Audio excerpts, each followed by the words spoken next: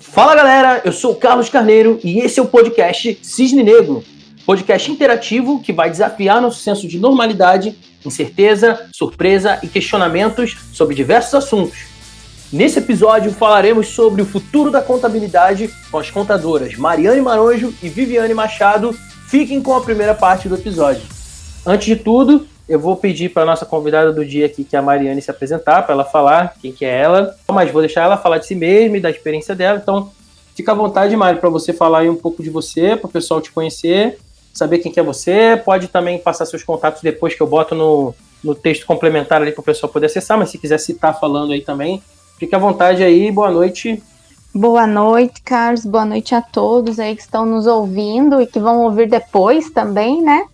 Achei muito interessante essa inovação, né, desse podcast interativo, achei muito bacana.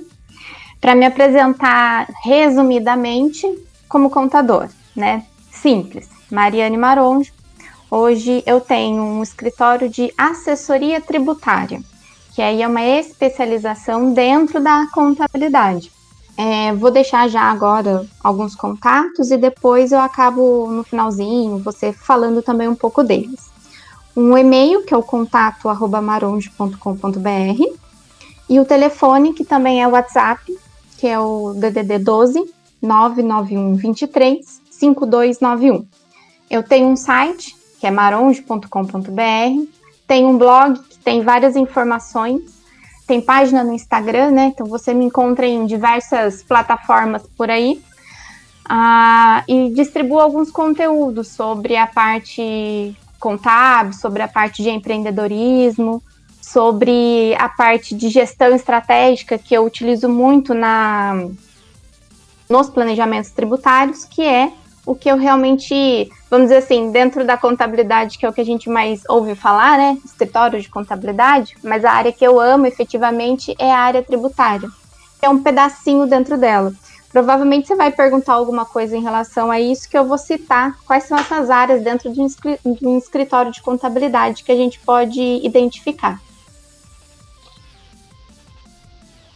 Muito bem. Boa, então, para começar, então vamos aqui falar um pouco, né, sobre esses conceitos gerais da contabilidade. Então, fica à vontade, já que você já deu o gancho aí, você pode falar das áreas. Vamos falar da visão geral aqui. Eu quero pegar primeiro a sua visão, que é mais profissional, que é mais técnica, que é uma visão de dentro.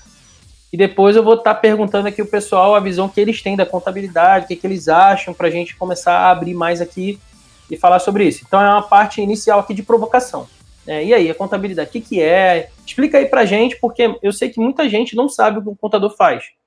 Eu sei porque eu que sou administrador sei pouco do que o administrador faz. Então, quem é administrador, por formação, estuda ciência contábil na faculdade e aprende um pouco, mas a gente sabe que ali é superficial perto do que o contador não só aprende ou estuda, mas também que ele executa, que ele faz, né? Como você falou, tem até especialização. Então, primeiramente, queria pegar a sua visão aqui para a gente nortear como que é, o que é a contabilidade para leigos. Fala aí para a gente. Então tá, bora lá. Pensando no conceito para leigos, bem simples, né?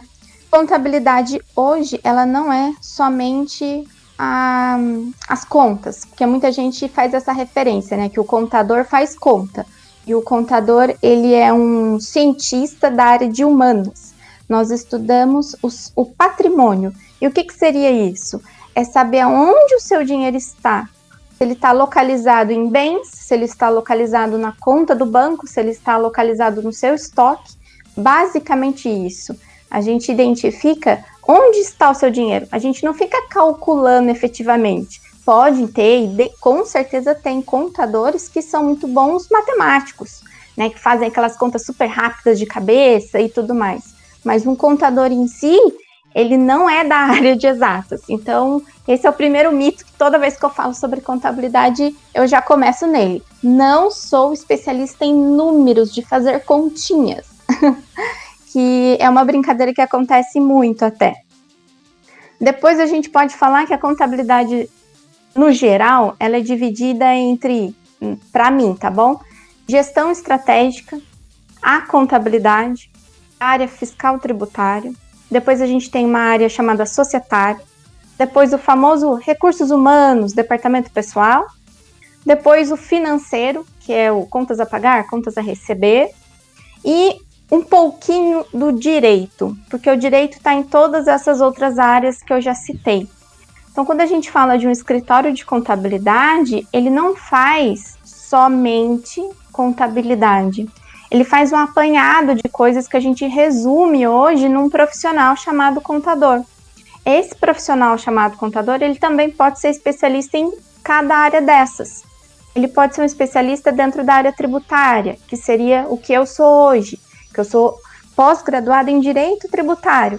Então, o que seria isso? Quando a gente pensa em imposto, o que o imposto impacta, como que eu calculo o imposto, aquele imposto que alguns já ouviram falar, ICMS, IPI, ISS, todos esses impostos e muito mais. Tem contadores que vão ser especializados na área de recursos humanos, que é a parte de folha de pagamento, a parte de contratação.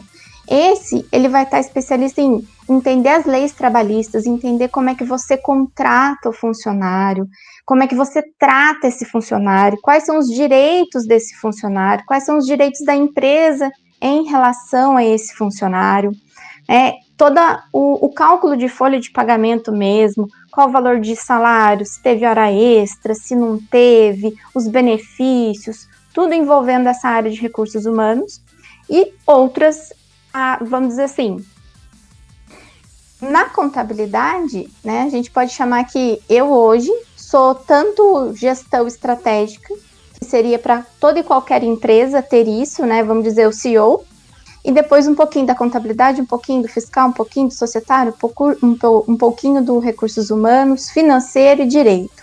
É um pacote bem recheado. Carlos falou que a gente nem sabe, né, falar quantas atividades em si um contador dentro de um escritório de contabilidade a gente pode ter. E olha, eu vou falar para você que todas as vezes que eu começo a contar, eu perco a conta, porque são muitas e muitas atividades. E se cada setor desse tem uma gama de atividade para ser executada, imagine quando você soma tudo, né? Até como o Carlos comentou, um administrador estuda um pouco da contabilidade. E o curso de graduação de Ciências Contábeis também estuda um pouco de administração. Então, todo contador também é um pouco administrador.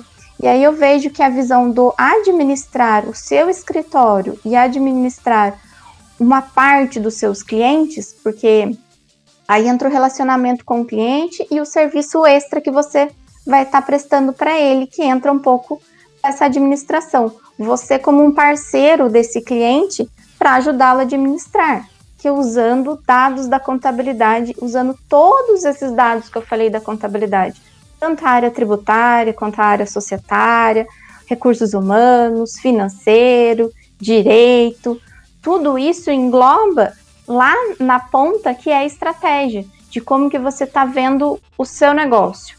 Essa é a minha visão hoje da contabilidade, da minha contabilidade, a qual eu executo, né, do meu escritório, que eu posso trazer para vocês. E gostaria muito de ouvir cada um também, para a gente ver o que as pessoas entendem de contador, né? O que as pessoas enxergam da gente. Na verdade, é o que eu falei lá, né? Minha visão de contador, é só coisa ruim, foi só decepção, frustração, tragédia, gritaria. Foi bem complicado, assim, o relacionamento que eu tenho com contador, que eu tive com contadores, e também o valor entregue, né? Então, acho que é muito isso. Eu acho que é uma questão também de quebra de expectativa, né? Porque a gente espera que o contador vai ajudar, vai salvar a nossa vida, vai ajudar a gente a não se meter em problema, e às vezes muitas das vezes acontece que ele te mete num problema muito maior porque ele não te avisou de alguma coisa, deixou de fazer alguma coisa. Então, a minha experiência com isso foi bem ruim. Foi sempre bem complicado. Interessante. Então, vamos lá, Érica. Eu vou pegar ainda um pouco mais da sua visão para a gente explorar mais isso, tá? Então, na sua visão da contabilidade, o que você espera de um bom contador? Se fosse assim, o contador dos seus sonhos, tá? Da sua cabeça aí que você falou que tem essa quebra de expectativa, na sua expectativa, para ser um contador top pra caramba, o que o contador tinha que fazer? Cara, cuidar de toda a parte contábil da empresa, e não só fazer declarações, mas me ajudar a pensar se eu estou pagando melhor imposto, se me dá segurança de que de fato ele está fazendo, né? Porque as minhas frustrações não foi nem que ele não me ajudou a pensar nisso, foi que todas as vezes que eu precisei, sei lá, fazer um cadastro em algum lugar, descobri que o contador não deixou de fazer alguma coisa, e aí tive que pagar uma multa, ou correr atrás, ou quase perder cliente por causa disso. Então, eu acho que a expectativa é muito grande, mas mesmo se ele fizesse só o que deveria fazer, já estaria bom, entendeu? Só fazer certinho o que ele se propôs a fazer. Então vamos lá, para meio que, se você quiser falar mais, pode falar mais, mas eu quero explorar um pouco mais essa sua visão aqui. Então, na sua visão, o contador, ele se propõe muitas vezes a fazer coisas que você sente que não precisa e não faz coisas que você sente que precisa? Essa a experiência que você teve com contadores anteriores? Sim. Ele acaba se propondo a ser, ele se propõe a ser o salvador da pátria, mas eu acho que também tem muito a ver com porque a gente não entende exatamente o que é a salvação da pátria que ele está se propondo, a gente cria altas expectativas, né? E aí no dia a dia a gente vai precisando de alguma serviço a mais, ou alguma consultoria a mais, ou sabe, um pouquinho a mais que você precisa, ou ele não entrega, ou demora, ou não faz, ou cobra por isso. Então, eu acho que é muito isso mesmo que você se pontuou. Interessante. Vou falar um pouco de mim também aqui. Porque nessa jornada aí empreendendo, já tive pelo menos uns 3, 4 contadores, que eu lembro aqui de cabeça, assim. E todos deram problema mesmo, assim. E foi piorando, né? Cada novo contador, a gente procurava e ficava mais tranquilo, falava, não, agora vai dar tudo certo, porque agora a gente pegou um que entende melhor do que a gente faz. E chegamos até a ter contadores que entendiam de startup, coisa e tal, que era mais jovem, a gente falou, não, agora vai. E mesmo assim a gente passou por uns apertos aí, igual a Erika falou agora, né? A gente chegou a quase perder cliente por causa de certificado desatualizado, que a gente precisava para entrar numa concorrência com uma empresa grande e tal. E teve essa coisa de transferir a empresa do Rio para São Paulo também, né? Nem sei se até hoje isso está totalmente resolvido. Nossa, eu vou te falar que não tá infernal essa situação. Não, até hoje não resolvemos 100% desse problema aí, para você ver.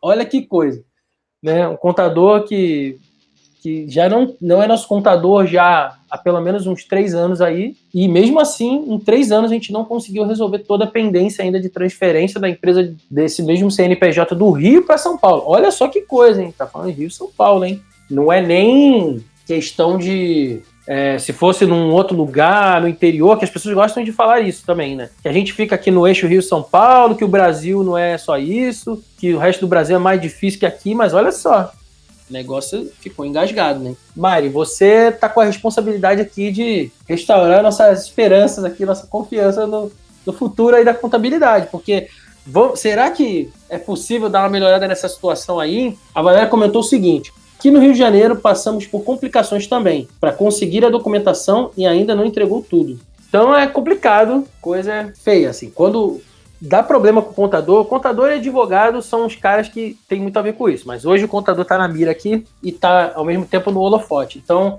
a gente vai aqui olhar esses dois aspectos. Então não sei o restante da galera aí, a gente tem muitas outras coisas para falar também de contabilidade aqui, né? Não só da figura do contador, né? Mas como a gente começou meio que fazendo essa explicação aí da contabilidade prática, né, do contador executando isso. As empresas de tecnologia, por exemplo, eu falei aqui como administrador, que conheço um pouco do que é a contabilidade, mas tem, por exemplo, nas startups, no pessoal de tecnologia, o pessoal faz empresa hoje e não faz a menor ideia do que o contador faz mesmo, assim, nem o administrador, nem advogado, nem muito, né? O advogado a pessoa já pressupõe mais, mas na real mesmo é um pouco diferente também. Mas o contador, assim, eu tenho certeza que o pessoal que veio da TI, assim, como eu vim, né? Mas como eu fui para administração, eu tive essa surpresa, né, no curso de administração, de aprender contabilidade, próprio direito, aprender finanças, que era um negócio longe da minha realidade. Então, assim, a tecnologia é muito distante de todas essas formalidades que se tem quando você entra nessas áreas que são muito reguladas, né? Então, queria pegar a visão aí de alguém mais próximo da tecnologia do que da contabilidade, do direito. Vou ler aqui, enquanto isso, que a Viviane falou aqui. ela não está conseguindo falar, mas conseguiu escrever. Ela falou que falta muita comunicação, entendimento do negócio do cliente.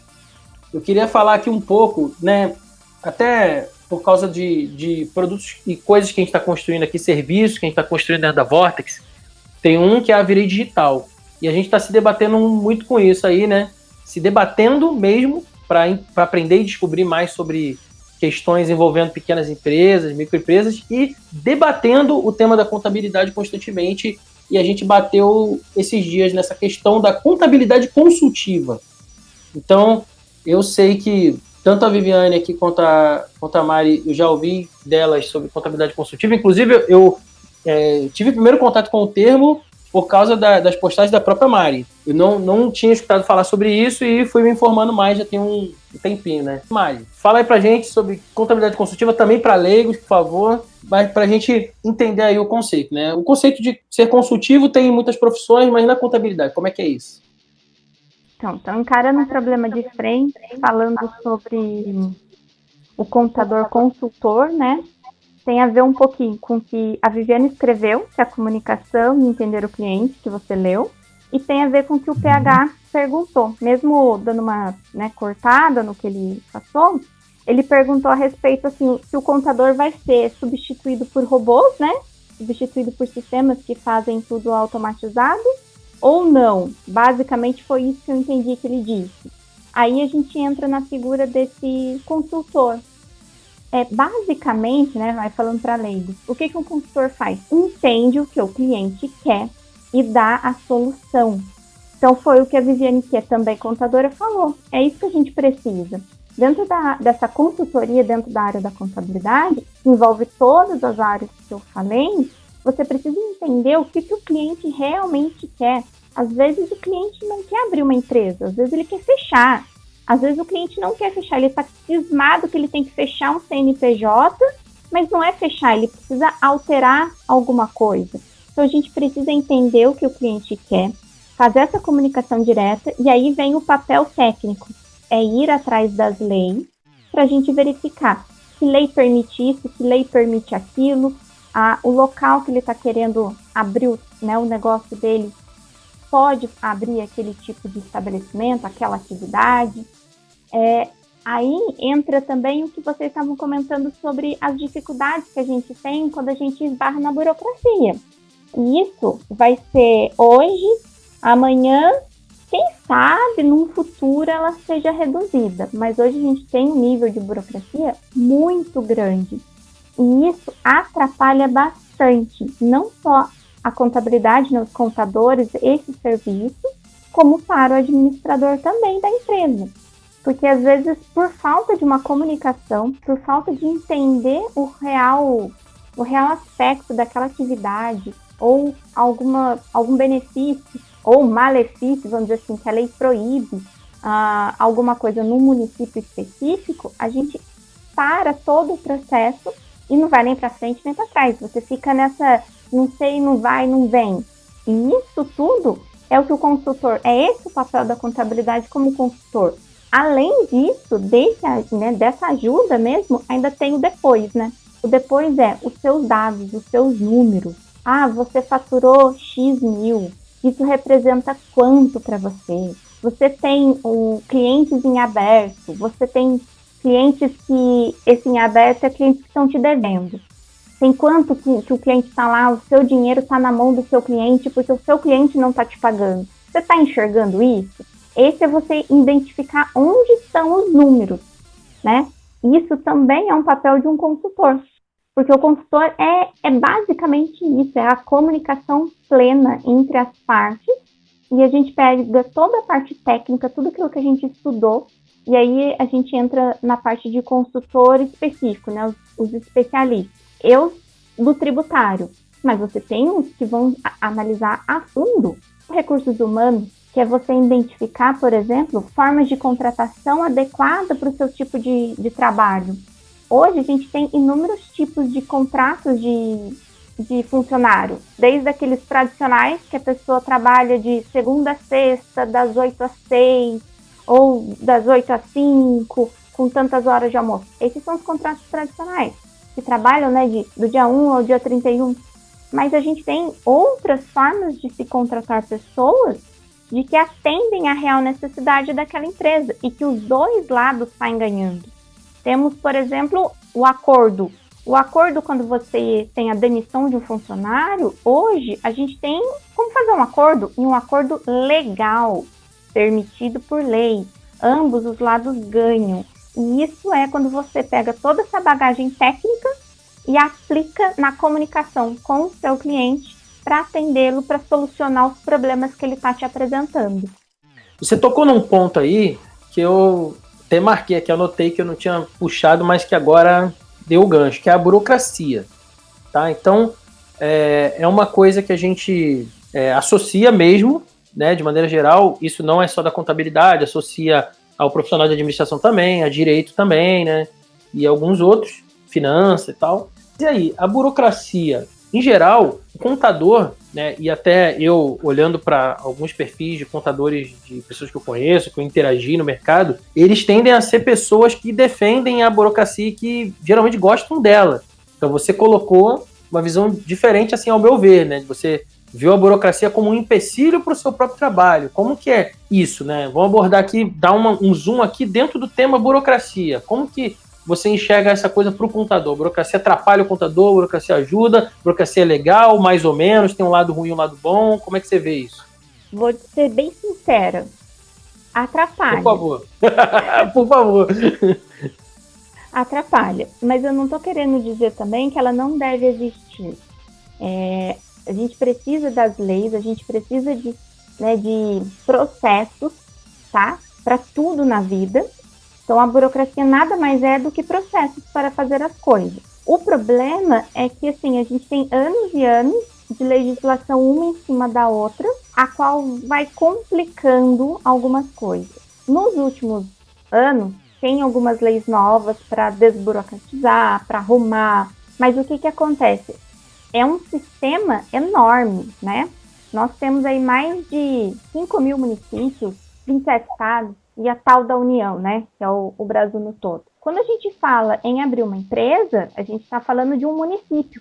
Então, você tem que chegar a essa desburocratização, nessa facilitação dos processos da Receita Federal, que é a União, depois aos estados, depois aos municípios.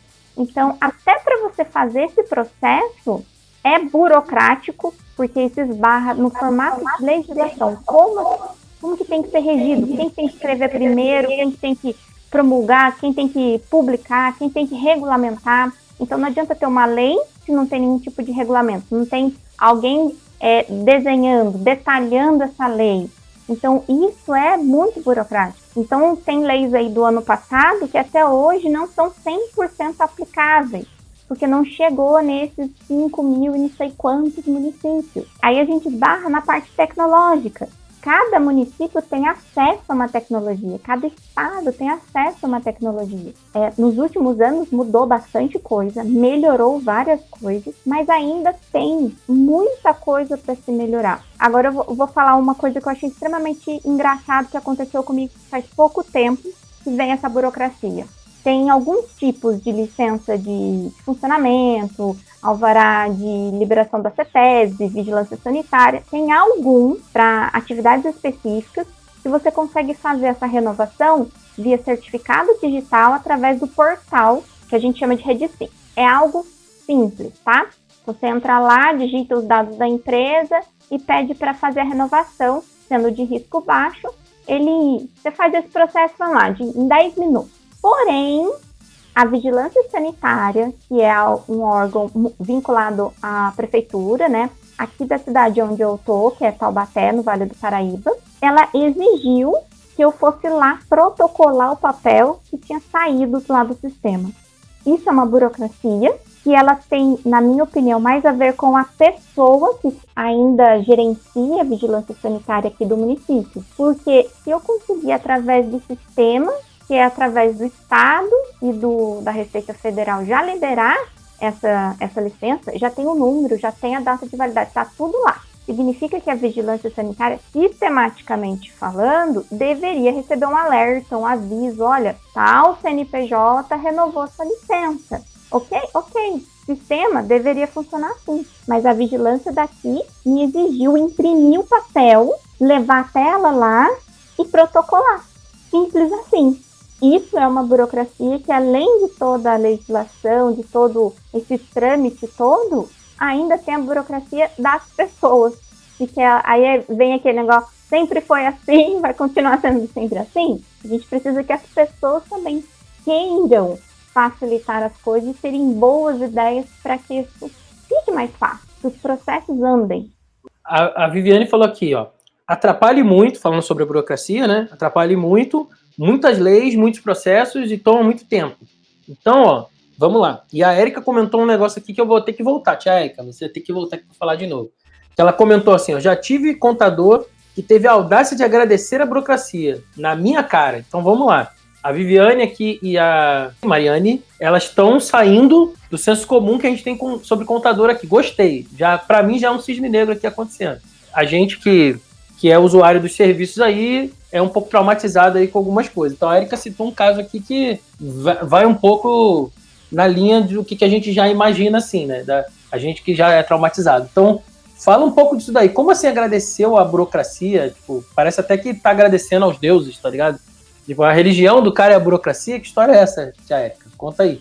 Teve uma vez que eu estava conversando com um contador e ele estava falando sobre essas reformas que estavam para sair, que ia diminuir burocracia e tudo mais. Aí ele falou assim, não pode diminuir burocracia, senão meu trabalho vai acabar. Esse negócio aí de ficar tirando burocracia do governo, de as pessoas conseguirem declarar as coisas, é ruim.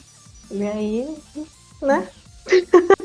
Eu achei melhor não argumentar mais nada com ele. Só claro. Ele. Lógico, mas caramba. E aí, Mari e aí, Viviane, o que vocês têm a dizer aí sobre isso? Tipo, é um pensamento que faz sentido. Eu lidei com isso, a burocracia, ela sempre favorece a quem precisa da burocracia para viver, né? Então, por isso que, né, no meio estatal tem muito disso, né? E eu trabalhei numa empresa, antes de empreender, na única empresa que eu trabalhei, que foi a Telemar, que é a Telecom, que era do Rio de Janeiro, né, que virou a Oi e tal, de muitos estados do Brasil. Eu trabalhei lá e ela tinha acabado de ser privatizada, então estava com as pessoas que estavam lá, tipo, muitos anos, desde quando era estatal. Então tinha muito dessa mentalidade também, porque tinha tecnologia lá e eu queria usar, e eu tomei algumas broncas lá. Chega para lá, quando eu tinha lá pelos meus 18 a 20 e poucos anos, eu fiquei lá 6 anos, né, dos 18 aos 24 anos, e ouvi muito disso também, que você falou aí, né, dos caras falando, ô garoto, segura a onda aí, porque se começar a colocar muita coisa aqui, daqui a pouco vão achar que não precisa de todo mundo aqui, vai ter demissão, coisa e tal. Então tudo deles era o medo de ser demitido, assim, o pensamento deles da estabilidade depender disso, né? Que antes eles eram uma empresa estatal que não demitia, ali era uma empresa privada que tinha cultura de estatal, então era muito difícil ser demitido. Eu pedi para ser mandado embora e quase que não consigo, quase que sou ameaçado para ficar lá, mas como assim você vai sair? Não existe sair. Pensei que eu estava na máfia, entendeu? Então, mesmo assim eles morriam de medo, porque pareciam que eles achavam que se saísse dali não conseguir trabalhar em outro lugar, uma coisa assim, fora do comum, né? Ali era comum a pessoa, o primeiro emprego do cara era o que ele se aposentava, a maioria das pessoas ali era assim. Então, eu não me vi daquele jeito, mas vi que a relação que eles tinham com a burocracia, muito próximo do exemplo que você deu aí. Eu assinei o contrato com sangue e nem percebi, a tia Érica falou aqui pra mim. Na verdade, assinei então, mas depois eu consegui sair vivo. Foi difícil, né? A história de filme, mas saí vivo de lá. Então, queria saber da Mari de novo aí, o que você acha disso, dessa visão da burocracia, do contador que acredita que quanto mais burocracia, mais trabalho para ele. Como é que você pensa isso? Porque, antes de passar a palavra, última coisa que eu penso aqui, né? Porque o contador já é um negócio obrigatório, né? Então, assim, ele já tem meio que essa segurança de que os empresários vão precisar, né? Ao meu ver, ele tinha que pensar que tinha que ter mais empresa, né? Meu pensamento. Ele tinha que pensar assim, ó, quanto mais empresa, mais trabalho para mim. E não quanto mais burocracia, né? Mas, como é que você vê isso aí? Aí é assim, eu vejo que ele tá certo, já que ele não consegue pensar de outra forma, ele não consegue atender o cliente. Então, para ele vai ficar sem emprego, né? Então, quando aquela pessoa tá totalmente vinculada à burocracia e acha que vai acabar o mundo dele, eu não tenho o que dizer contra, que nem a Érica falou, né? Como é que você argumenta? Essa é a crença que ele tem. Então, para ele vai acabar o mundo, né, digamos assim. Agora, como que eu enxergo a diminuição ou até, eu não sei se isso vai acabar, mas a diminuição ou a facilitação dos processos ajuda, porque eu posso me dedicar a entender melhor os clientes e atender outras áreas, a ser esse consultor real, né? Então, que nem o PH tinha falado em relação à parte de automatização. Eu hoje no meu escritório estou fazendo com que as coisas fiquem mais automatizadas. Que gerem relatórios sozinhos, que gerem apurações, que gerem contratos, que seja tudo mais prático, naquilo que não me exige a análise, naquilo que não me exige pensar, encontrar soluções para o cliente. Então, hoje, na minha visão, é a melhor coisa que tem você reduzir essa burocracia. Porque se você facilita, você põe para que o terceiro faça. Para que você põe que o terceiro pode ser tanto uma pessoa que tenha menos capacidade técnica em determinadas áreas, ou um terceiro, um sistema, né, que possa gerar notas automaticamente, que pode contabilizar automaticamente, que pode imprimir aquelas guias de impostos para o empresário. Então, para mim, eu vejo como oportunidade, uma forma de crescimento e de atender cada vez melhor. E como você falou, Carlos, a ideia é, quanto mais empresas, mais pessoas, mais formas a gente poder crescer. Porque mais burocracia reduz o número de pessoas e reduz o número de empresas. Porque o empresário vai falar assim, meu Deus, eu vou ter que fazer isso, aquilo, para conseguir ter um CNPJ, para conseguir poder emitir uma nota fiscal e fazer uma venda. Então, se você aumentar isso, obviamente você diminui o número de empresas. Se você facilita, você aumenta o número de empresas. Aumentando o número de empresas, você aumenta receita, você aumenta geração de empregos, você aumenta dinheiro no mercado, você estimula uma economia globalmente, porque é um comprando, vendendo, outro comprando e vendendo. Isso é um ciclo, né? Então, quanto mais empresas, mais oportunidades, a gente vai crescer. Para mim, é essa visão que a gente tem que ter. E aí, curtiu? Você pode acompanhar o Cisne Negro no Anchor, Spotify, Apple Podcast, Google Podcast e também no YouTube e no Instagram. Se quiser participar como convidado ou indicar alguém, acesse o link na descrição. Eu sou Carlos Carneiro e nos vemos nos próximos episódios.